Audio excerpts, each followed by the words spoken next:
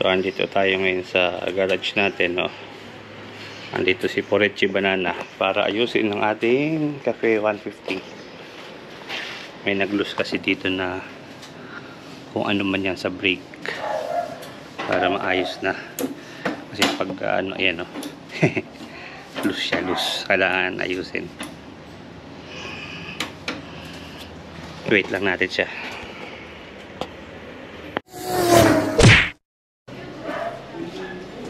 Gabi, good morning, madlang. Okay, madlang. Diyos ko.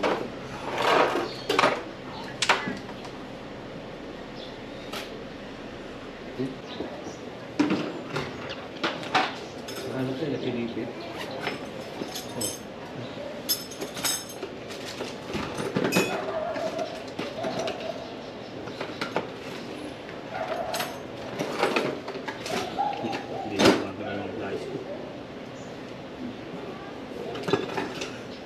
Yung shampoo pa dati. So, naglinis na motor. Ito, kaya to? Sige, sige.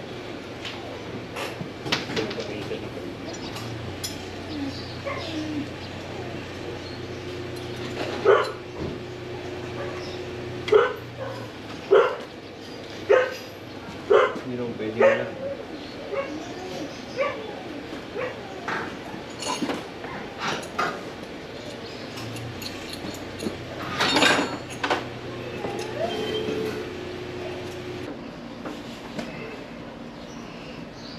Yun. Alright.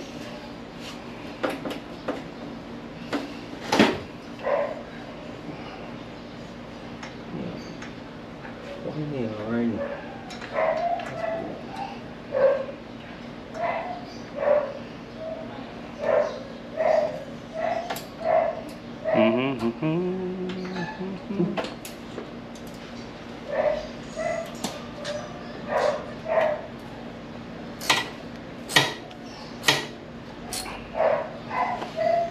Finishing touches. Kasi may space, no? Isa mo. Meron siya lang dito. Oh. Hindi na makasagad eh. Natupi kasi yung ano, spring mo. Basta nagbe-break. Kaming gulong, 4 na taon na may balahibo pa rin. Wala ba na laglag mga tornilyo ganun? Wala. Makakabit na yung tornilyo kung malas eh.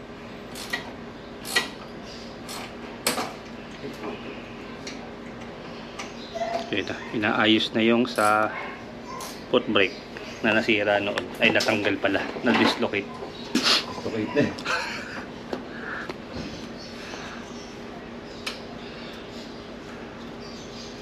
Sabi ko ba natin yung spring? Oo, para mukhang buo pa rin. Mali mo, gagana na ngayon. Mabasa lang yan. Sira agad yata eh. Agpitan pa natin para sure.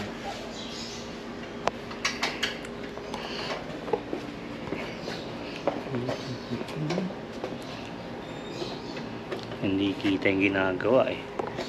Wala sa loob.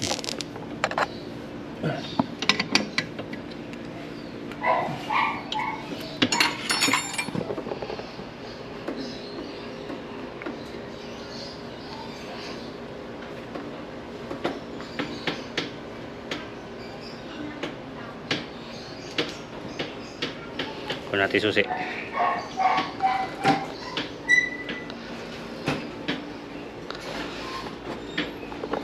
Hindi ko naman ulit.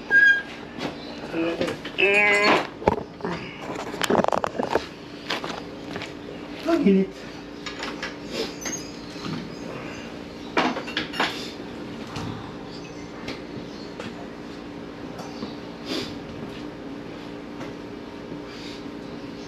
Matagal yung di napatakbo,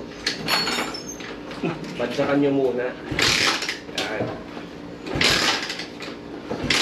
Wala, sobrang hard size. Para umikot yung langis. Sobrang... Pero gumagana pa rin yan? Oo. One click yan, kahit dito matakbo dati eh.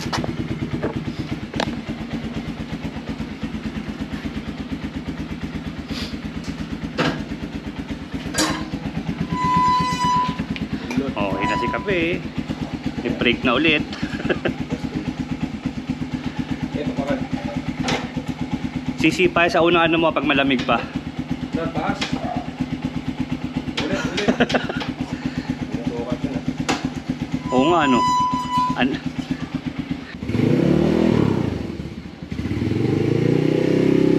Ayun si Kape.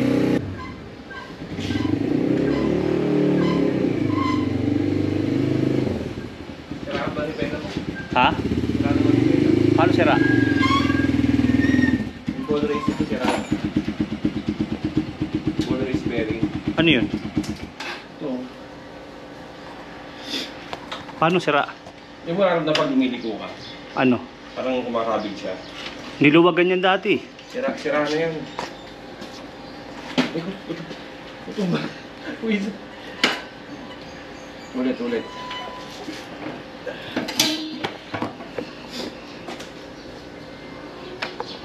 Ito, i-adjust daw kasi masyado mataas. Mas mataas kaysa nung unang binili. Ulit. Again.